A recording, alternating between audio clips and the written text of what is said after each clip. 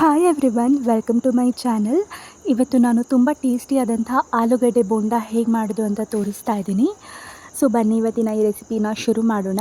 ಮೊದಲಿಗೆ ನಾನು ಒಂದು ಬಾಣಲೆಯಲ್ಲಿ ಸ್ವಲ್ಪ ಎಣ್ಣೆ ಹಾಕಿ ಅದಕ್ಕೆ ಸಾಸಿವೆ ಹಾಕ್ಕೊಂಡಿದ್ದೀನಿ. ಸಾಸಿವೆ ಎಲ್ಲ ಸಿಡಿಬೇಕು. ಇವಾಗ ಇದಕ್ಕೆ ಕಡಲೆಬೇಳೆ ಮತ್ತು ಉದ್ದಿನಬೇಳೆ ಹಾಕ್ಕೊಂಡಿದ್ದೀನಿ. ಕಡಲೆಬೇಳೆ ಉದ್ದಿನಬೇಳೆ ಲೈಟಾಗಿ ಸ್ವಲ್ಪ ಕೆಂಪು ಬಣ್ಣ ಬರಬೇಕು. ಆಮೇಲೆ ಇವಾಗ ಒಂದು 2-3 ಹಸಿಮೆಣಸಿನ್ಕಾಯಿನ ಚಿಕ್ಕ ಚಿಕ್ಕದಾಗಿ ಕಟ್ ಮಾಡಿ ಹಾಕ್ಕೊಂಡಿದ್ದೀನಿ. ಹಸಿಮೆಣಸಿನ್ಕಾಯಿ ನಿಮ್ಮ ಖಾರಕ್ಕೆ ತಕ್ಕ ಹಾಗೆ ನೋಡ್ಕೊಂಡು ಹಾಕ್ಕೊಳ್ಳಿ.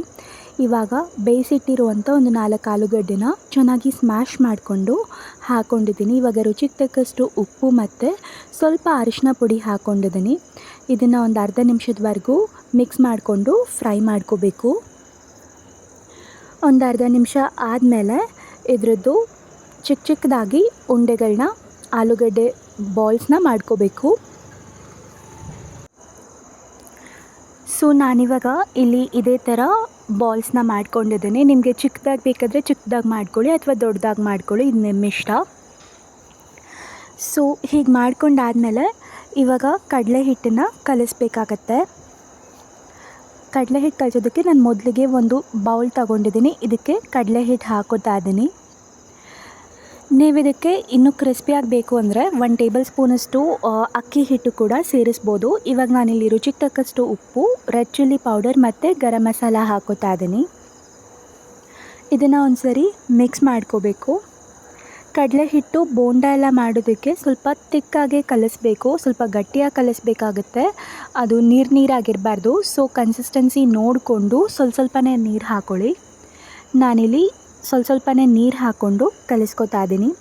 ಕನ್ಸಿಸ್ಟೆನ್ಸಿ ಯಾವ ಥರ ಬೇಕು ಅಂದರೆ ಅದು ತಿಕ್ಕಾಗೇ ಇರಬೇಕು, ಕೋಟಿಂಗ್ ಚೆನ್ನಾಗಾಗಬೇಕು. ನಾನಿಲ್ಲಿ ತೋರಿಸ್ತಿದ್ದೀನಿ ನೋಡಿ, ಇದೇ ಥರ ನೀವು ಕನ್ಸಿಸ್ಟೆನ್ಸಿನ ಇಟ್ಕೋಬೇಕಾಗತ್ತೆ, ಇಲ್ಲಾಂದರೆ ಅದು ಚೆನ್ನಾಗಾಗೋದಿಲ್ಲ. ಸೊ ಇವಾಗ ನಾನು ಒಂದು ಬಾಣಲೆಯಲ್ಲಿ ಎಣ್ಣೆ ಬಿಸಿ ಆಗೋದಕ್ಕೆ ಇಟ್ಕೊಂಡಿದ್ದೀನಿ. ಎಣ್ಣೆ ಚೆನ್ನಾಗಿ ಬಿಸಿ ಆಗಬೇಕು. ಬಿಸಿ ಆದಮೇಲೆ ನಾನು ಮಾಡಿಟ್ಕೊಂಡಿರುವಂಥ ಕಡಲೆ ಹಿಟ್ಟು ಪೇಸ್ಟ್ ಏನಿದೆ ಇದಕ್ಕೆ ಆಲೂಗಡ್ಡೆ ಹಾಕ್ಕೊಂಡು ಇದ್ರ ಮೇಲೆ ಸ್ಪೂನಲ್ಲೇ ಈ ರೀತಿ ಬ್ಯಾಟರ್ನ ಹಾಕೋತಾ ಇದ್ದೀನಿ. ನಿಮಗೆ ಕೈಯಲ್ಲಿ ಹಾಕ್ಕೊಳ್ಳೋದಕ್ಕೆ ಗೊತ್ತಾಗದೆ ಹೋದರೆ ಇದೇ ರೀತಿ ಸ್ಪೂನಲ್ಲೇ ನೀವು ಇದನ್ನು ಎತ್ಕೊಂಡು ಆಯಿಲ್ಗೆ ಹಾಕೋಬೋದು. ಸೊ ನಾನಿಲ್ಲಿ ಯಾವ ಥರ ಹಾಕ್ತಿದ್ದೀನಿ ನೋಡಿ, ನೀವು ಅದೇ ಥರ ಸ್ಪೂನಲ್ಲೇ ಹಾಕೋಬೋದು. ನಿಮಗೆ ಕೈಯಲ್ಲಿ ಹಾಕ್ಕೊಳ್ಳೋದಕ್ಕೆ ಕಷ್ಟ ಆಗೋದಾದರೆ ಅಥವಾ ನಿಮ್ಮ ಕೈಯಲ್ಲಿ ಹಾಕೋದಕ್ಕೆ ಗೊತ್ತಾಗುತ್ತಾದರೆ ನೀವು ಕೈಯಲ್ಲೇ ಹಾಕೋಬೋದು. ಸೊ ಈ ರೀತಿ ನಿಧಾನಕ್ಕೆ ನಾನು ಸ್ಪೂನಲ್ಲೇ ಹಾಕೋತಾ ಇದ್ದೀನಿ. ಸೊ 4-5 ನಿಮಿಷದವರೆಗೂ ಇದನ್ನ ಮೀಡಿಯಮ್ ಫ್ಲೇಮ್ನಲ್ಲೇ ಸ್ವಲ್ಪ ಗೋಲ್ಡನ್ ಕಲರ್ ಬರೋವರೆಗೂ ನೀವು ಫ್ರೈ ಮಾಡ್ಕೊಳ್ಳಿ.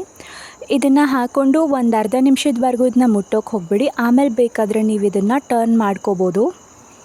ಸೊ ಇವಾಗ ಗೋಲ್ಡನ್ ಕಲರ್ ಬಂದಿದೆ ಯಾವ ರೀತಿ ನೋಡಿ, ಇದೇ ಥರ ನೀವು ಇದನ್ನ ಫ್ರೈ ಮಾಡ್ಕೋಬೇಕು.